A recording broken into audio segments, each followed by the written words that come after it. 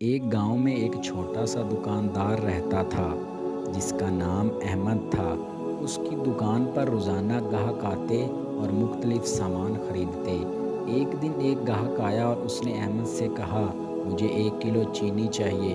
احمد نے تول کر چینی دی اور گاہک پیسے دے کر چلا گیا۔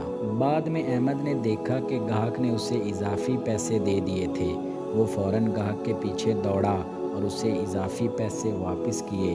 گاہک نے حیرانی سے پوچھا، تم نے یہ پیسے واپس کیوں کیے؟ احمد مسکرا کر بولا، یہ آپ کا حق ہے۔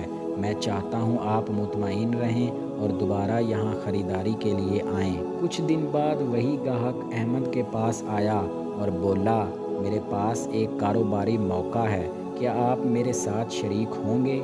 احمد نے اس موقع پر قبولیت کا اظہار کیا اور دونوں نے مل کر کاروبار شروع کیا۔